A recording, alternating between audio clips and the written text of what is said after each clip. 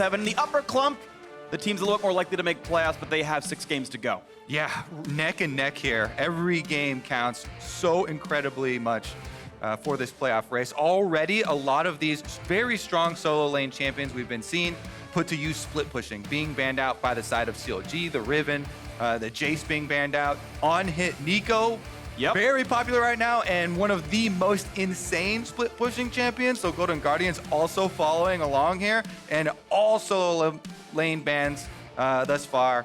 We'll see what they actually get down to.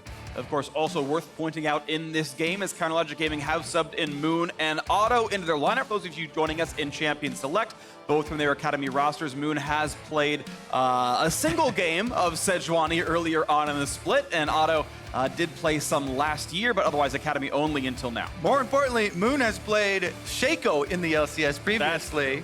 I asked him about it when he was in makeup earlier today, though, and he was very sad that that will not be the case today.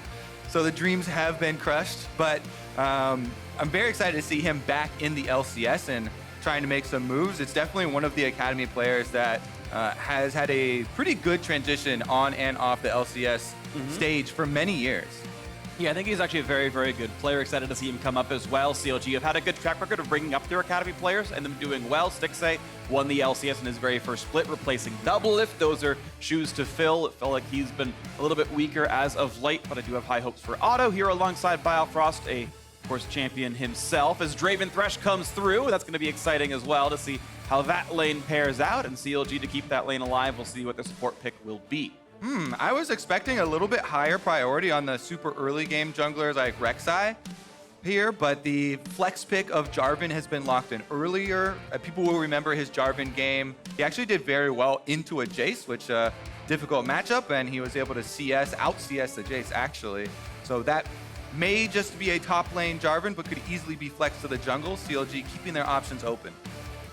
CLG will wait to see where those flex do go, but the option's going to be the LeBlanc mid lane for Froggen. Did not win on the champion, at least most recently. Normally has been better on strict team fighters or poke, but on this champion here to take over some of the game. And personally, I did think that he was a good LeBlanc, but maybe the team not necessarily accustomed to that style, or the team doesn't really work as well when you have to play differently. You know, LeBlanc looking to clear out wards, find those pick-off, 100% to zero somebody, then go for the objective or the team fight. Not necessarily their similar strategy we've come to know and love with the late game AP DPS threat, the Victor, the Karthus that have come through for him. So this already looking like a much more aggressive Golden Guardians. They have a Draven Thresh bottom lane looking to bully early on. This is something that we hypothesized would happen more in the LCS as time went on, when everyone's picking Ezreal and just kind of waiting through the lane phase. When will teams start to play a little bit earlier, start to try and punish that, go for the domination in lane, get turret plates, get dragons? Well, definitely an early game domination lineup here for GGS, as you mentioned, bullying out the Ezreal and pushing things up, but that team fight not quite as strong as other comps they might play. So we'll wait to see as the bans come through. Syndra LeBlanc banned out from PowerOfEvil. Yorick banned away as CLG will have to probably guarantee their actual top laner before we ever see what Hauntzer picks for the top lane. That Jarvan can be flexible, but of course Yorick, one of the better top laners if you know your matchup and you know you're not going to get countered. Yorick can absolutely steamroll some champions. So CLG last ban going to be Lee Sin banning away from Contractz. Contractz definitely has utilized Lee Sin as well as some of the other early game junglers to camp mid, get Froggen ahead. I think that has been one of their keys to success in these 5 victories, has been Contractz visiting Froggen's lane early. That allows Froggen to completely control his lane, and especially on a champion like LeBlanc, it's a pay-it-forward strategy where the jungler can gank for LeBlanc, then the LeBlanc gets to level 6, you're way more powerful than a jungler going to gank, and so the LeBlanc goes and ganks a different lane to get everybody ahead. So the Ryze has been locked in, and of course we're going to see where he's going immediately afterwards. They're hovering a Zillion, who could theoretically be a mid laner, and you can put that Ryze as a somewhat blind top laner. We know Aatrox can, of course, jungle, and that would be just fine.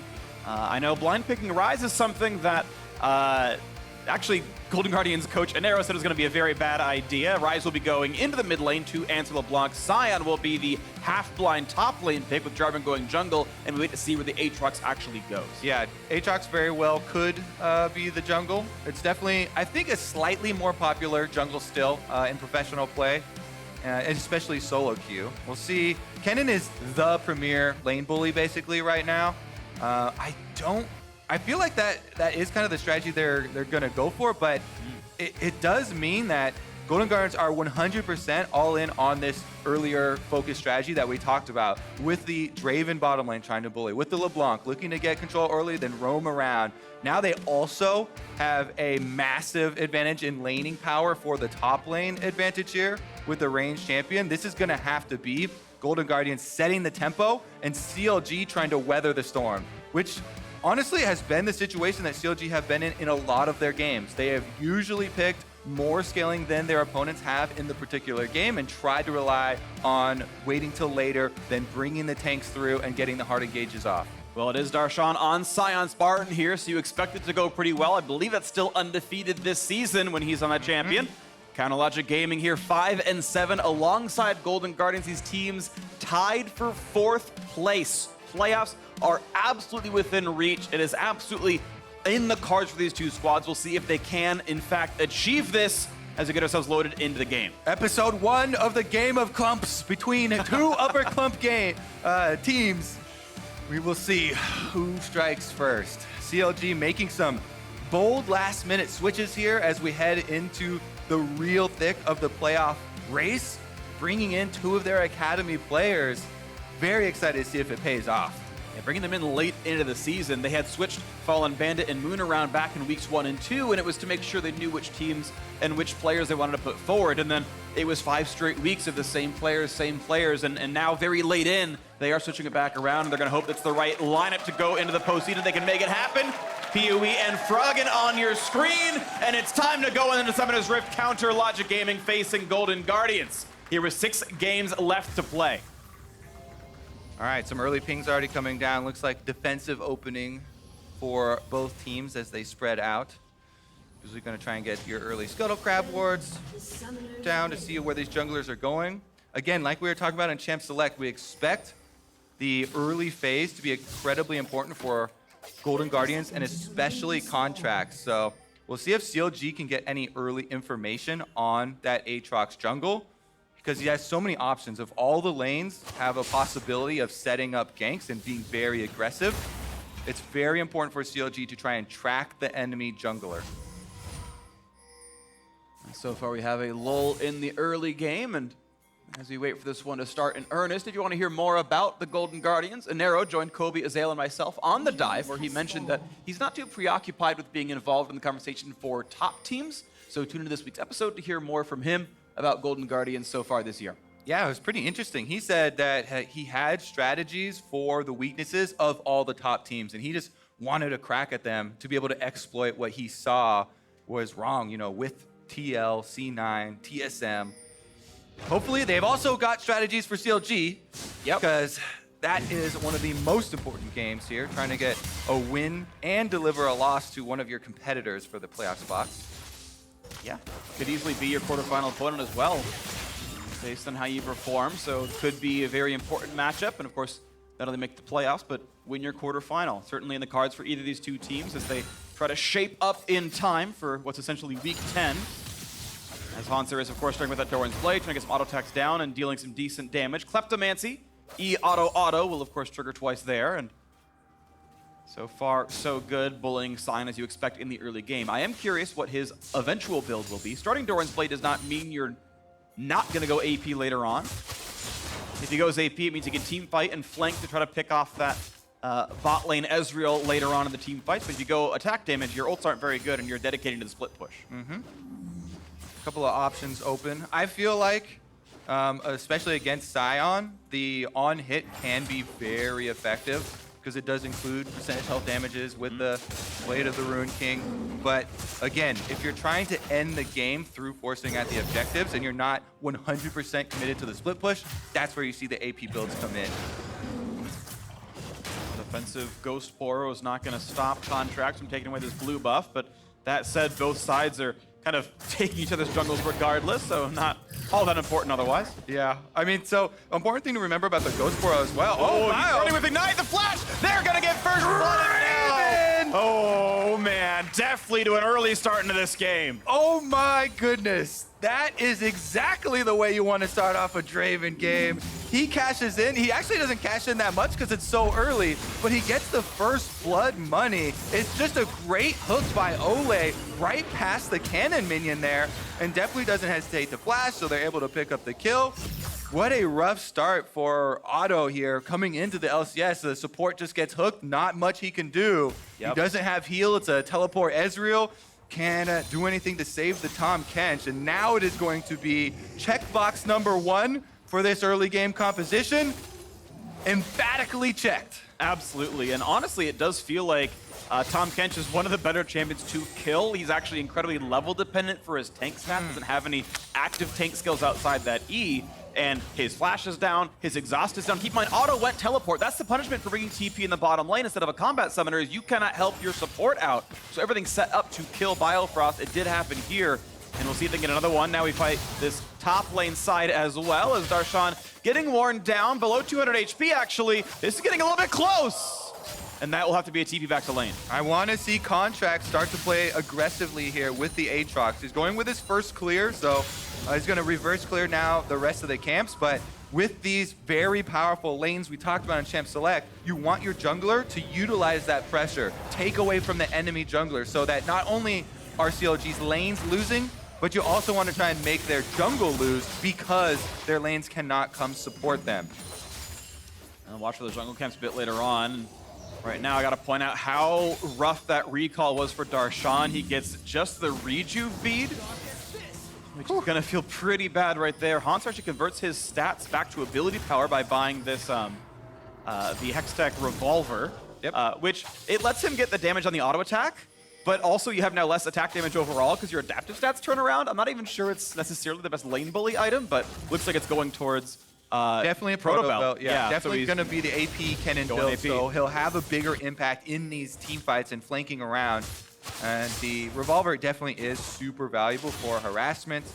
We'll see about the bottom side of the map though, because it's a very good movement here from Moon to slip in and grab the Scuttle Crab before the bottom lane returns. And this is something that people should pay attention to a little bit more, is recall timings. Yeah. During the recall here of this very powerful Draven, to go spend that first blood money, get his extra, big VF sword purchase here, you have a small window on the map, a little bit less than 30 seconds to try and do something on the bottom side. You get the Scuttle Crab, you get permanent vision here leading into the dragon, and a little bit of defensive security.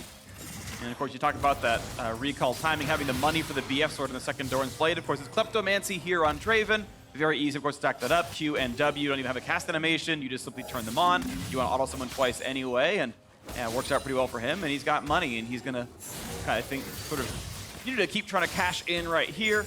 Pretty standard overheal plus the attack speed. I really, really do think Futures Market is finally getting the recognition it deserves as well. It helps you guarantee those power spikes. Recall, so you get them. Nice hook. He's going to go for the play anyway, but is Draven going to be in range? Well, they've got an Aatrox coming by as well. Jumping in towards Otto. There's no way to save him if they want to dive this. But no, the health bar is high enough that they're afraid of what the turret would do to them. No kill. And now the health bar for Otto extremely low. That's his last potion he's chugging right now. And the Golden Guardians have so much pressure here on the bottom side. They're going to force him off of this turret. Froggen's even roaming down from the mid lane on this LeBlanc, and the CLG duo have to give up turret plates. Now, that hook might have looked weird, but it was a prediction, of course, in case Otto wanted to juke all the way around. And it was predictive, not where he went, but it will be turret plates. You're mentioning Kobe. Extra gold coming in. Gonna feel pretty good for Golden Guardians here. Now a smite fight on this side. One. I think it, not in vision. Yep, good job, Moon. There was no way to actually see that for that point in time. Contractz had nowhere to put down, and they got it in the fog. And because the duo actually comes up to support the red buff invade here, they didn't stay around to finish off this turret plate. As you can see, it hasn't fallen yet, still have 5. I do like that though. They're listening to the PSA, come help your jungler when they're making a play, invading for the red buff. PowerOfEvil gets chained. A little bit of damage, but it is Aftershock Ryze. Very easy to point and click the W when LeBlanc goes in. So not really any damage dealt there. And we'll say, though, gigantic farm lead to Froggen. Even with this picked up, it's still +5 or so CS for the LeBlanc. So this is going pretty well for him. And the Golden Guardians on somewhat of a full court press, winning everywhere. 1,500 gold up is a really sizable early game lead. Remember, this is sort of an expected game state due to champion select. Maybe not this big of a lead with the early first blood, but this is the more early game oriented team. So the Faithful should continue to look for later game for CLG, trying to hold out and try and minimize losses. But right now, Golden Guardians fans should be feeling very confident about the opening of this game. Yeah, I would say I agree with you. It's slightly above expectation, though you do expect a lead of some kind. Now going for an early Mountain Drake. That might pay off later. It might mean a turret play at the very least. Good damage in from Froggen. Might just take down Moon indeed. He's gone, but there's a Rune Prison. Good damage from PoE. The Q snipe comes in. Auto finds the trade kill. Gold advantage over the Logic Gaming. Good spike comes through as Golden Guardians will pick up that Drake. But gold to CLG is a positive. Yeah, CLG happy to get that gold onto Auto specifically. And a red buff on Ezreal is one of the most annoying champs to get it on. Maybe this can go a long ways in correcting for their bottom lane. Moon here's trying to get some vision, puts down his flag, but Froggen lies in wait. And we talked about this as well for Froggen on the LeBlanc. His last game on LeBlanc, he did a pretty good job of finding kills and sniping people. Doesn't do a great job of getting out afterwards, so PowerOfEvil does collapse and allows Auto to come in with the Ezreal, fires off the skill shot, does land it. But meanwhile, the train just keeps on pushing down here for the Golden Guardians. Turret plate number 2 cashed in. So far, no breaks from the train, and there's not easy ways to slow it down right now either. Moon did try casting his ult during the 1v1 against LeBlanc. Sadly died while in mid-air, so that ult's on cooldown for another minute still. You still see this 500 gold lead in the bottom lane. That's pretty solid. First blood, of course, at this point, most of it, Ezreal keeping up at otherwise. Getting that kill, of course, timing, or getting that a bit closer as well as Lewis goes over to Froggen, and we keep waiting to see what the big play might be later on. All right, we should check back in on the top lane as well because the Proto Belt's almost done. Stopwatches are starting to come through. Hauntzer spent the early part of the game bullying this matchup, but since he is going the AP build, Darshan has been able to just pick up a cowl. And once you have the cowl on Sion, even with the nerfs, it's fairly easy for him to sustain through a decent amount of this damage. As you said, a lot of Kennen's adaptive stats get converted to AP, and with the health regeneration that gets procced on your cowl every time you also get harassed, it's making it a lot easier now for Darshan to weather the storm. He's kind of maintaining the same 10 CS deficit that's been there since the early aggression. Yep, Cal, Rejuve, Doran, Shield, the Corrupting Potion out of stacks at the very least, but yeah, almost every single item gets coming in. Exactly, every single slot except literally the boots is a regen item. So he is withstanding this one, and yeah, I think he's going to have some pretty good scaling on this Sion. He'll be very tanky. He's getting most CS, which is good. He's behind a bit, which you expect, but you need to get last hits to get the health stacks. He's getting that to happen. Here's the Demolish trigger. There's the third plate over in the bottom lane, and despite the top lane, Darshan's health bar barely even moves. Hauntzer's might actually drop sooner than this one. Goes for the point blank goal. Trade is here, but suddenly you've got Moon here as well. This could be good. Not going to land the flash for the knockup. Just out of range, and out goes Hauntzer. Yeah, that is a rough one here. Here we go, bottom side though. This tower's getting low, and Contractz has access to the ultimate. It's dangerous to dive the Tahm, Kench, Ezreal because they're so mobile, and the Devour really does make it difficult. As we also said, the stopwatches have come in, so Tahm, Kench can use the stopwatch, plus he can devour the Ezreal. It's just so tricky to pull that one off. You'd rather power down the structure instead. Tower, thankfully, can't go invulnerable since fortification has been removed as of 6 years ago. But look at this. Moon is back on the bottom side of the map. No flash, but we'll have Spike and the ultimate. Gonna find a slow on an Auto. Damage into the turret, but he's taking aggro. Gets out with the land, and that forces the teleport out PowerOfEvil. Now wants him with the realm. They're gonna bring in the squad. Will they find the CC? No, they will not. So a TP and an ult forced out. Yeah, very good by the Golden Guardians not to overcommit to that tower dive. CLG nicely set up some counterplay there, ready for it. Hauntzer on the top side, though, dealing with this very tanky Sion that has so much regeneration. Very little mana left, though. Can he pull it off? I don't think he has the damage to kill. Got flash and a grasp. There's an Auto and an E, but he can't get the rest of this one, so Hauntzer gets to walk away.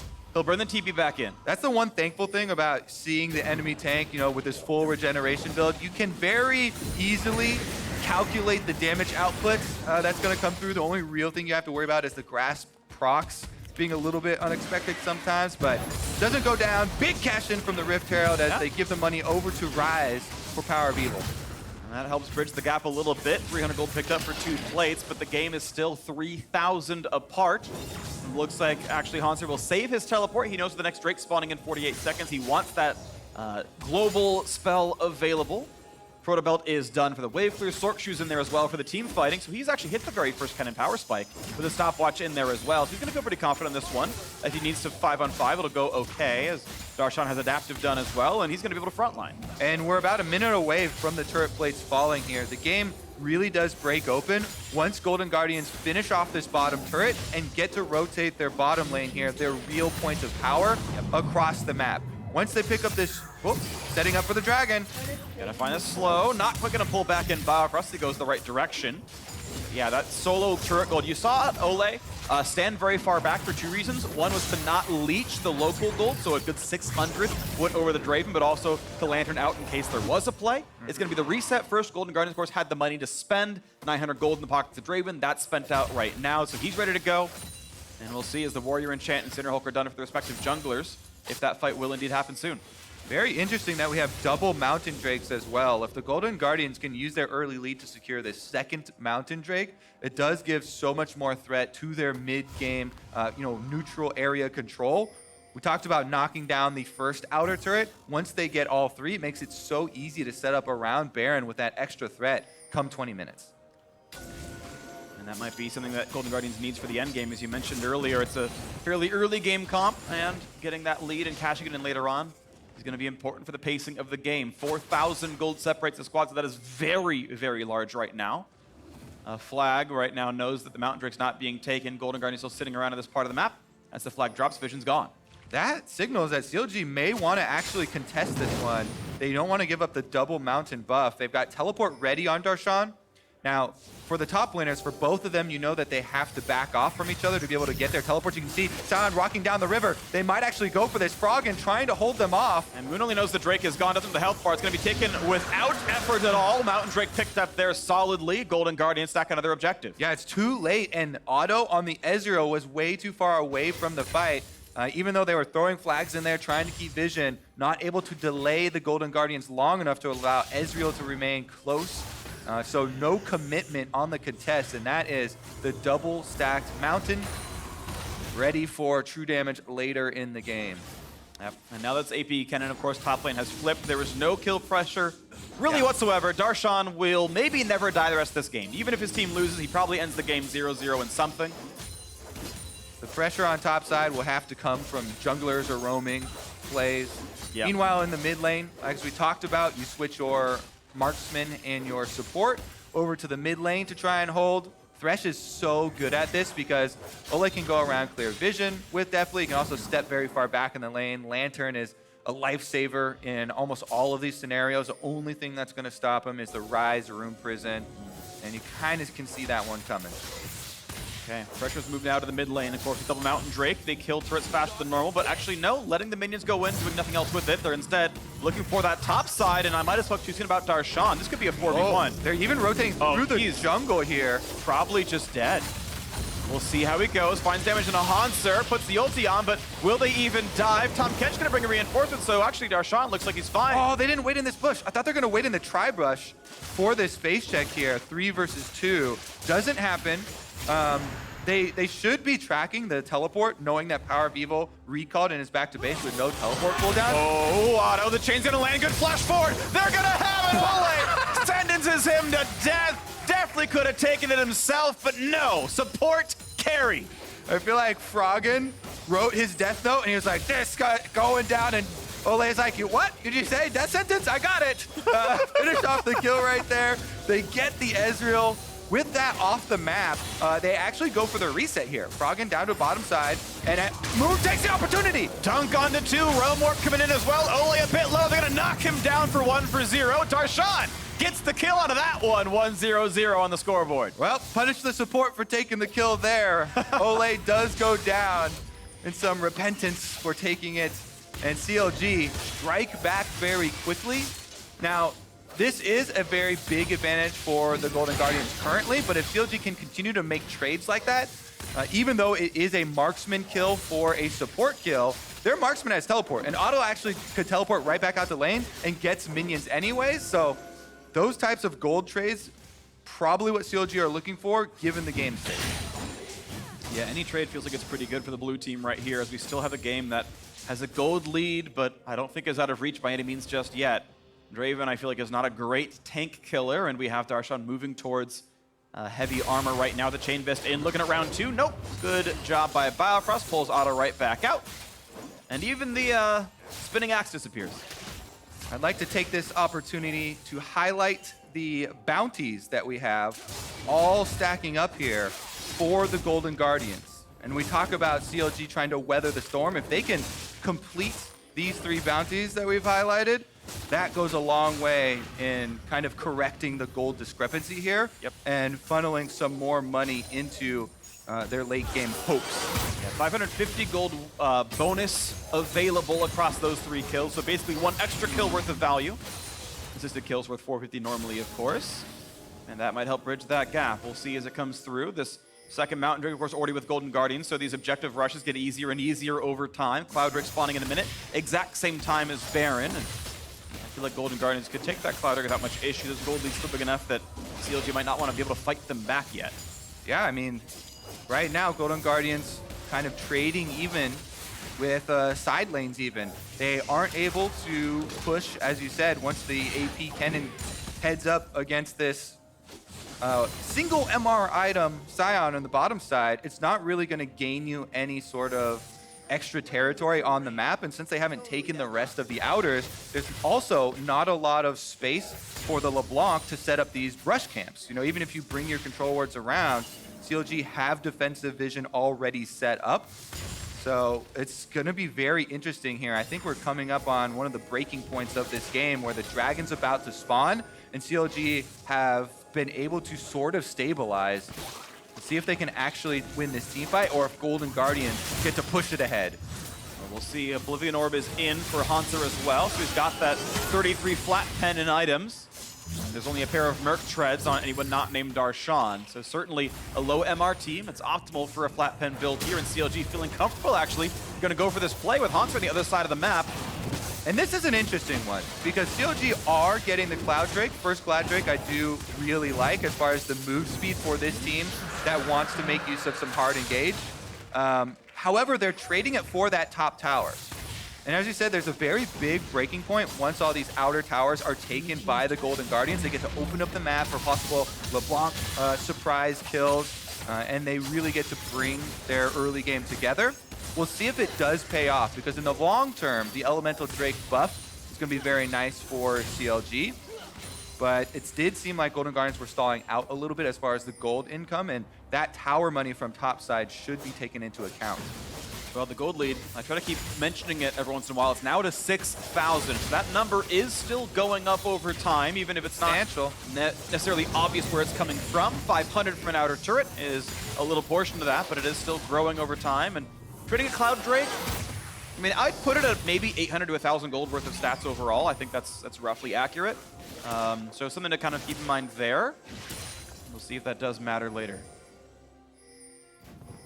Vision around the Baron, as we said, is going to be so important since there's a double Mountain Drake team in this game. The early game for Golden Guardians paid off pretty big in that area. Yeah. Speaking of your Drake buffs, let's see if they're able to maintain vision. CLG know that they cannot leave this area dark for a second, because even 2 members of the Golden Guardians can take this Baron. If there is Deftly with someone to take the damage, the double Mountain Drakes go so long as far as trying to sneak that thing.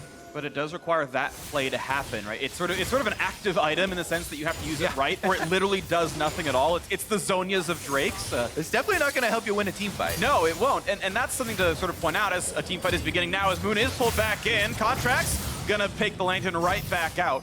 But to get to the Mountain Drake point, it actually has the weakest correlation with winning pro games. Statistically, it actually doesn't win you as many games as, say, things like Cloud or Infernal, and there can be reasons why outside of just raw power, but something to keep in mind. And I think that the reasons are for these specific situations. It's a very specific situation that you need to make use of, or as you're saying, it doesn't passively pay off. Whereas a lot of the other Drakes will passively give you effectiveness in all areas of the game. So we'll see those active states come in. That's the important thing to watch for then. Do Golden Guardians actually make use of the time they spent knocking those Mountain Drakes down when it could have maybe meant a chance at an invade or a tower dive or some more turret plates earlier on? That's the payoff they're going for here. They chose something that's going to require payoff later. And we will still see Deftly push forward, knock down minions, and keep stacking up his gold. Waiting for that second cash in after first blood at 3 minutes. 23 minutes now, and they're looking at this Baron yet again. 5,500 the lead. Sneak attempt number 1 has been seen. Yes.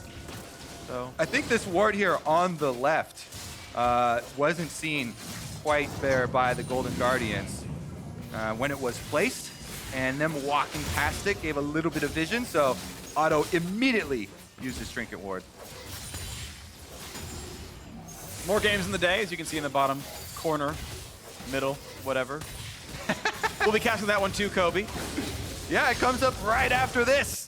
Our battle. Oh, a battle at the river as well as a quick stopwatch is used. Moon, nice true shot barge over the top. Redemption gets some health back, and there will not be any kills, but 2 ults and a flash now down. Here comes the re-engage for Hauntzer. Finds a single stun. They might try to pile down into Olleh, and the pullback prevents the thick-skinned shield from coming in. A 1-for-0. Golden Guardians get another opening in this game. All right, the support has been taken off the field. Lots of ultimates used by the Golden Guardians there with the Kennen and Aatrox. Those are 2 of their biggest team fight ultimates, but getting a player off the field means a lot as far as double mounted Frheak. Otto with the Realm Warp. That's a misplay right there. Gonna be a bit painful. Flashes down. Froggen in there as well. Does not land the chain. Jumps back to the team. 5 versus 4 on this fight. PowerOfEvil in the front line. Good damage onto Olleh. Froggen, though, has knocked down Otto. What a crazy event there, as Baron was doing more DPS to the Golden Guardians the entire time. But Froggen makes it happen on the LeBlanc with some quick moves. Takes down Otto, punishes him for taking that Realm Warp. Here is another look at how this all started. Deftly and Olleh are the ones that are attacked by Moon, and they're put in the Cataclysm, waiting here on the edge. With Redemption coming down, they have Olleh flash out, use the Lantern so Deftly doesn't have to, and then Hauntzer just barely gets the double stun there. They lock in Olleh, and they're able to get that knockup before he can activate his Grey Health. Yep. If his Grey Health, he was spamming that button maybe a little bit earlier, might have been able to get it, but then there is no ult on this Aatrox. You see Contractz, his life bar is so low. He tried to arcane shift out, and he was just too late. So whoopsie. You saw him, so he had to watch why he didn't flash. He realized he was in that pit. He's like, oh crap, I screwed up, pressed E. Yeah. Lost the cast to Realm Warp, and then had to burn Flashman. He had no escape, so that's the worst of all worlds. Burn the escape to get out, and it didn't kind of go through. CLG took a risk putting in Otto and Moon, and there have been 2 mistakes, pretty big ones. Was the flash, the Jarvan EQ flash miss, not on the top side, not to be able to get that one, and then Otto right here with the Realm Warp. Definitely risky putting players on stage the first time. Sometimes you gotta work out a couple of the kinks, get back in to the rhythm of being on the LCS stage. But right now, Golden Guardians very happy that one happened, because it was very risky play from them as well, as they were juggling all the damage from Baron, and Froggen was the one to pull out the moves. Now PowerOfEvil wants to steal a blue buff away, and in fact, well, that was actually pretty close. 750 for the Q, but it was at 900. And Contractz to the blue buff, not the most useful. Big passive auto there is always very fun for Aatrox. Didn't have to burn the smite at least, so I guess he's all right. Little cooldown reduction goes a long way, although mana regeneration obviously not effective. For the last 10%, yeah, it's going to feel okay for him. And now we can wait to see what the next round will be, as a nice knockup is in. And Darshan, by the way, still invincible. Going to find some damage towards Froggen. Ult comes through, dodging that one, gets the chain. Froggen waiting for his next set of cooldowns, does not have the ult. Otto, the dash, 1 second, and Otto does get revenge. Arcane shifting over the wall. CLG get a big shutdown on a good target. And now he's got a red buff again. Deftly, in the meantime, though, takes down the turret. Darshan trading one on the top side. Objectives now falling fairly quickly here. This is also, by the way, not going for another tier for Otto. He's got the Vamp Scepter set up here. I believe that will be a Blade of the Rune King. It's kind of late for it. Could be a Mercurial Scimitar, but that would be a lot of magic resist considering his already rushed Hexdrinker to deal with the Froggen Burst. Yep, trying to survive that one. This time didn't need the health, but got the damage. Nice Guardian Shield, I like that by Biofrost. All right, pushing in the mid lane once again. Definitely here, since the early stages on the Draven, hasn't had another cash in, so he's been stacking up the passive pretty much this whole game. Because his first kill came after, what, 15 CS or something anyways? Yeah, super early. And now that he has Infinity Edge, he's got Rapid Fire, there's a lot of crit that can come through. So it could be a very big cash in still in the works for the Golden Guardians. Auto joins the mid lane, of course, 3 teleports in CLG, all 3 of which are down right now. Map mobility is certainly a tool they have compared to the single one of Hauntzer. And they have continued to stall without their base really dropping. Turret score is 2-3. The Drakes that Golden Guardians have are non-combat. Baron has yet to die. This is not really the end of the world. CLG able to, so far, just sit there and wait through an early game team. Now, this can be explosive. One big kill is 1,000 gold on Deftly, and the game can be broken apart. That Baron rush is still a possibility, but those are specific actions that must happen. CLG is just scaling. Also, well, so there's another thing, too, with why I brought up the Ezreal build, and you know, tell me how you feel about this, but going with the Blade of the... Oh, never mind. We're starting up the Baron once again.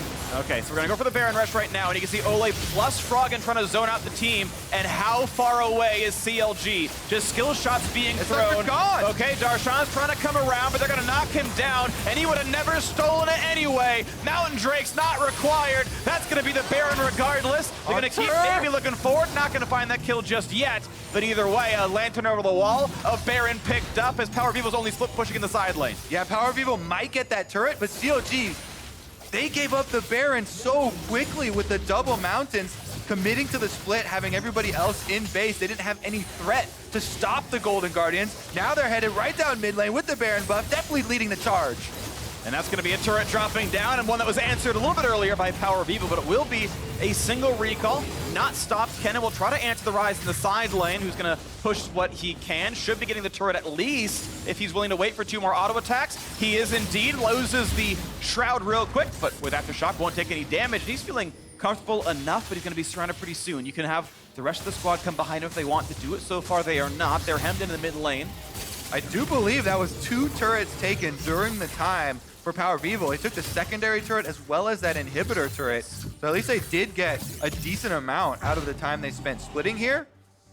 It's all going to be about what can Golden Guardians do with this Baron buff now, because Cloud Drake is also spawning, and they want to get back out on the map very quickly. Well, 2 power spikes coming in. One, of course, is his Baron buff, giving a bunch of stats to Golden Guardians. The other, though, is PowerOfEvil's split push, giving him death cap now. So he is incredibly strong right now. 300 CS, highest on his team. He's got a lot of gold. Maybe he can take over a fight. The front line a little tenuous for Golden Guardians. It's 0 magic resist on an Aatrox, and a Thresh who just doesn't have the stats, and a full AP Kennen. So burning through the front line is a possibility here for CLG. I do think this is correct for Golden Guardians, though. Trying to use their Baron buff in all 3 lanes, trying to create some pressure for themselves. Froggen on the LeBlanc in the top side. You can see he's almost up at the turret. Definitely in a little bit of danger, but he has the Thresh lantern. Oh, again, Moon. He tried, and it is possible. It is possible to stop the Lantern with the ult, to move him with the Cataclysm wall. A little late on the click, though, doesn't get him out. A nice attempt, but it won't be anything. An ult down, Golden Guardians get even more, and now a fight over inside their own bases. Hauntzer has to push down Darshan, and does about 12 damage. Yeah, Hauntzer in the meanwhile taking a decent amount, but the push is still going for the Golden Guardians.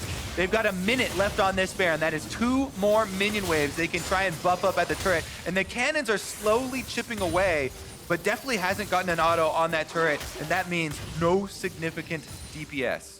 Okay, 30 seconds lost. Next wave, and you can see Contractz running back to catch it. They will run faster with the Baron buff on. Only catches the melees, though, and not giving a whole lot of extra speed in the end of the day.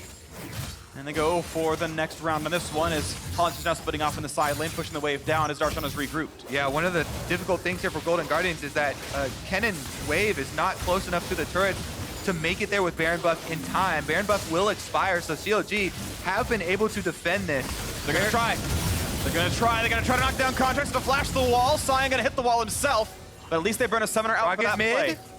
Froggen going to get a lot of damage in this one. The cannon's buffed up as well, and GGS able to run right back over and collect this push. That turret's incredibly low. A nice shot comes through for Draven. They will have to wait for the day. He's slowed, but he has a lantern. And during that give and take, Hauntzer was able to get up to the secondary turret here with Kennen. With the last couple seconds of Baron buff, they are able to get a secondary turret, and most of that mid lane one. Froggen One more auto attack knocks that one down. The fight in the front line, though, and Darshan is simply invincible. They're not going to get him yet, but Moon is around as well. Half HP now on the Sion. More damage from Contractz. Trying to burn him down with Stone Plate gone. He's pretty low. Now here comes a stun. They will find that kill onto Moon. And Golden Guardians now 5v4 on the map. Baron buff not required. The inhibitor is gone. Golden Guardians using the last of that Baron buff very effectively. They've been able to take off so many of these objectives, and they're not done yet with the extra kill onto Moon. They're even pushing one more cannon wave at the turret. They're going to keep trying with the 5v4 without Moon to fight. They have the numbers advantage. The power play is there. This time they will choose to back up, but here comes round 2 for Sion. Nice spike Contractz to walk in and tank it, but he will lose the Guardian Angel. The replay now comes in, flaying only for one. Deftly has to wait and catch the axe to find the second shot right there. Contractz gonna take a bit of damage, Froggen the same. The front line is tanky, and Moon spawns in 5 seconds. There's the damage from PowerOfEvil. A kill comes through, and CLG finally answer a kill. Yeah, they're able to get the Guardian Angel off of Contractz, plus pick up 1 kill for themselves. But in the end, Golden Guardians also can pick up this Cloud Drake.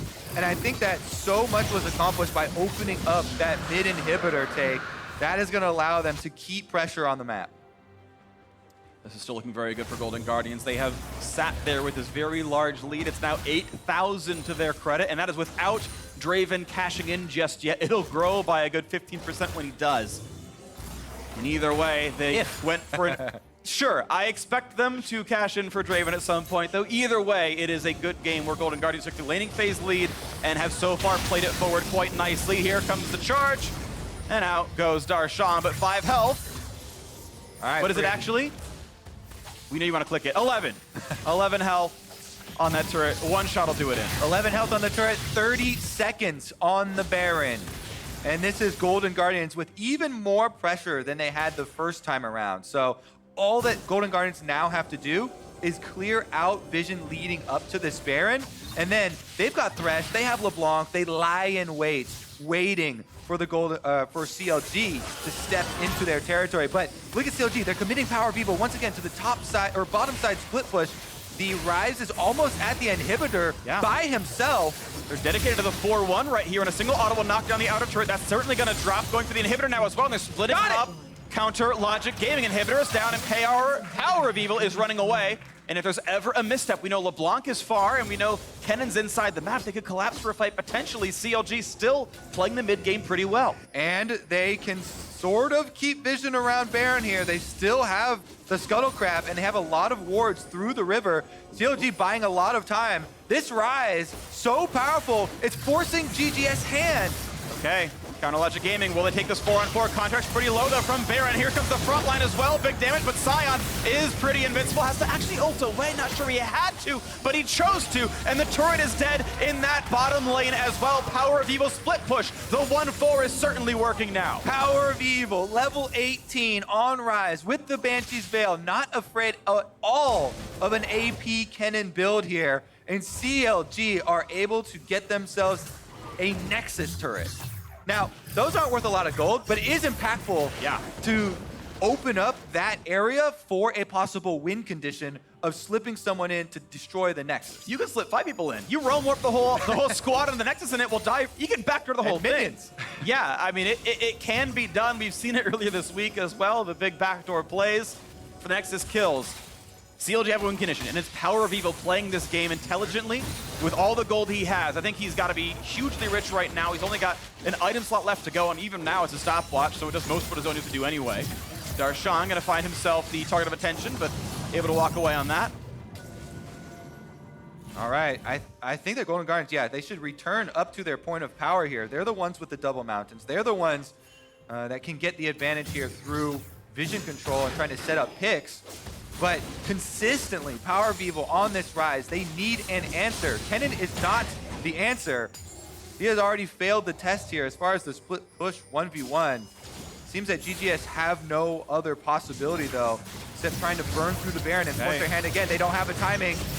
The Baron one more time, putting good damage down. True Shot Barrage spotted them, sign of the front line. They're committing now to what they've got to choose to do. Contractz still in the front line. Redemption's fly as well. Going for the fight now on the 4v4 as Kennen vs. Ryze in the bottom lane on top of this one. That could end the game by itself. They're shot outside the pit. The revive on a Contractz, and Olleh stuck inside the pit as well. They're going for Moon, but he's got the stopwatch. He's got the stone plate. He's buying a lot of time, and here comes the teleport. Going down the game, and Kennen's going to try his damn tremendous to knock down Darshan, but EpicSkillshot comes through. Draven finally catches it. Here comes LeBlanc. They've got Otto in as well, and he's gone. Darshan can't do enough damage. He will finally die. That Nexus will not fall, but the kills have gone to Golden Guardians. But the Golden Guardians are now on the opposing Nexus turret Phreak. They're going for the end themselves. Inhibitor respawns. They have to take that down first. But can they stop this TP? They do! Oh my God! It is over! And Golden Guardians retain control. They're on top of the club, and GGS are alone in 4th place. And the Golden Guardians break free. The bottom 7 teams coming into this weekend were within 1 game of each other. Golden Guardians make it 2. What a game. And it felt like every single player on Golden Guardians pitched in their own way. This wasn't like a 1v9 where Froggen drags the team over the finish line. It was every single player stepping up in what they needed to do. You had for the TPs to defend. They eventually had 3 back there to stop those kills. The teleport back in and knock down the Nexus. We had Draven scaling up massively and was part of the reason CLG had to play more desperately. Olleh's lanterns on Thresh consistently saving people. He landed several hooks as well. But I have to say for CLG, down 6.5 to 7,000 gold most of the game, but keeping it very competitive with the Ryze split push. Very, very threatening there as far as ending the game towards the end. Now Golden Guardians up to 6 wins right now. They're in fact only a game and a half behind TS Sound. Yep. Over in 3rd place. So it is still getting to be a very close season. But now for more on that victory, Olleh is standing by with Deftly for more on that victory. Thanks, Phreak. Definitely take a deep breath because, oh my gosh, what an exciting ending to that game. It looked like PoE was going to break down your Nexus, but then you guys flipped it on them and took down theirs. So tell me about it, what it was like from your perspective. Honestly, I think we played the macro pretty bad that game. We didn't know how to deal with the Ryze, but luckily towards the end, we had good teamwork and we called the right people to go back and defend and also the right people to stay and end the game. So it was just really good on all 5 of us, but at the same time, we're not really happy with that victory. What do you think you would have improved? Just the macro? Yeah, I don't think we adapted well during the game on how to deal with a winning split push, and that's something we're gonna improve on and take into tomorrow's game. Well, you and Olleh did look strong. You had an aggressive bot lane against Otto and Biofrost today. You had the Klepto Draven, you had the Thresh, and you were picking up those early kills. So has something switched between you and Olleh that's really upped your synergy?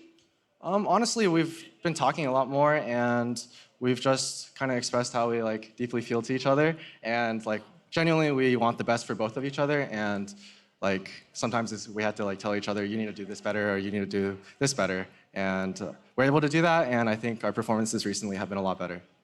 And so tomorrow you play against Team Liquid and Doublelift. It's a game that I know that Olleh is probably excited for. But for you, I remember talking to you when you were on E United in the Challenger Series, and you said, oh, I've looked up to Doublelift for a while. I'm really excited to play against him. Do you still have that excitement, or has it changed into fear? Definitely not fear. I think Doublelift's a really good player, but at the same time, I feel like I've made leaps and bounds in my own improvement over the past year or so. So I'm really excited, and last time we played them this season, it was a pretty close game. So hopefully this time around, we can come out with a win. Well, definitely thank you, and congratulations again. And for more on the game, let's hear from the State Farm Analyst Desk. Thank you very much, Olleh. The victory almost slipped away from them there at the end. And Crumbs, as you've returned to the LCS, we had to prepare the most fiesta of Fiesta games for you, my friend. Let's take a look at that final fight, or fights, or split pushes, or whatever you want to call it, that was going on in this match. Looks like home, right? Yeah, yes, I've missed this. Oh boy, this is just a classic play where CLG is literally winning the game. You've got a split pusher that is trying to do everything 1v5, but CLG says, you know what? That's too easy. We need to add more people to this party, and instead of trying to focus on stopping supports, they try to take the fight and port themselves and lose the game. Yeah, I mean, it was the kind of thing where multiple times CLG felt like they got over-eager and tried to force stuff more than they should. You had this unstoppable Sion who could just run in 1v4 and stop any Baron attempt, and then you have a winning split push. So just do that and let the winning split push go, but they teleport people in, it gets really scrappy. LeBlanc's able to find pickoffs because it's no longer a structured fight, and then the other team gets their chance. Right, and I think on this point specifically, I think a lot of this falls on blame on PowerOfEvil. If you're winning the game by yourself, split pushing to victory, the only thing you need to say is, hey, stop the ports. Just buy some time, I will win the game. But someone on their team made the call, hey, can you guys TP to the Nexus? I'm ending. Whoever did that, you messed up this game. Yeah, it will be a tough loss to stomach for the CLG squad because, again, with these roster moves coming in here in Week 7, they definitely want to try and ignite that fire that might allow them to make a run into playoff positioning. And this was not the only point in the game in which they struggled. Of course, there were other Baron attempts, and we saw maybe some of that miscommunication between certain members on the squad. Right. Yeah. Well, Sorry. first off, Somebody talk. Miscommunication here, too. Hi, take it away. right, well, CLG did an engage here with Auto and Moon, which was actually really awkward and was really poorly played. GGS was having a lot of difficulty this game trying to figure out how to deal with the Ryze push, because Kennen can't 1v1 Ryze and LeBlanc cannot 1v1 Ryze. So with their double Earth Drake, they had to just force objectives, and they had a level advantage on their jungler too. So when they did get their first Baron, they also misplayed the Baron usage. They didn't really get much out of it when they could have. So if G just played better with their early game with the Barons and the pressure, I don't think they would have gotten to the position where Ryze was ending the game. Well, I think the Dragons were such a blessing for Golden Guardians. You have an early game comp, Mountains help you snowball, and it's very clear that CLG, all they need to do is just wait for the late game. You know that the Ryze is going to end up being a split push threat. The Ezreal is going to be strong enough, but it seems like maybe they didn't run through what their win conditions were going to be. Like, gotta keep your focus on winning and not in helping each other out. Like, legitimately, you need one goal, win the game. How do you do it? And I think, Mark, that replay, in a sense, it illustrates the point around some of that, like that frenetic, well, we got to do something energy, when in fact they had all the tools and did have that win condition right in front of them.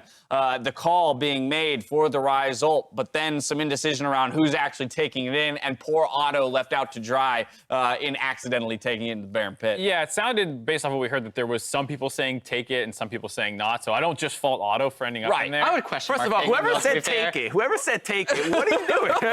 That's the same late game call of TP. To be fair, stop the Baron. They did stop the Baron. They did put it on pause for that moment.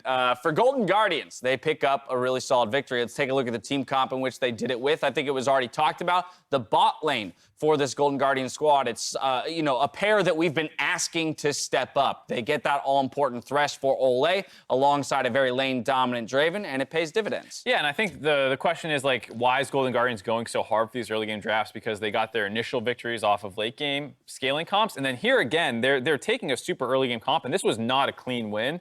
They had a huge lead early game, right? They had a 5K gold lead early. Froggen was up a lot of CS, a lot of pressure, and dominated that lane phase. So it's not like they failed at this early game, right? They just need to learn how to transition their early game into late I think game. part of it is that you have the Aatrox jungle, and it's kind of hard to get used to. How are you going to snowball with an Aatrox jungle? I think that the Lee Sin would have been really good, but CLG banned it because it gives you options of engaging. The Jarvan, the AD early game jungler that helps you late game, but you stuck with the Aatrox. It's just such a bizarre pick, and we're going to take a look at the early game where he gets a little too close to the tower. It gives the first blood to the Draven. We're saying, how bad is it really early game? But if you're just eating hooks like this, then it's really bad. I mean, we prescribed them, Dr. Ezreal and I clearly prescribed them a Thresh ban. They didn't listen, and their bot lane kind of gets torn apart for it. They did do an okay job of actually stemming the bleeding from there, but this was completely early game for Golden Guardians, like Hai was saying. And it's clear that they have the mechanical players to get these early game advantages. They just really, really struggle at turning them into leads. And without that double Mountain Drake or the over-aggressiveness by CLG, I don't know if Golden Guardians closes this game out. They tower dive. The answer is tower dive a lot. You've got the Kennen jungle, you got the Aatrox with the passive, just tower dive bottom lane a million times and you can close out a game. Well, they scraped through with the victory today. Tomorrow's game only tougher for them as they go up against Team Liquid, the #1 team in the league. We'll see how Golden Guardians fare there. Make sure you're logged into, watch.lolesports.com for the next match, a battle for first place between Cloud9 versus Team Liquid. Get that set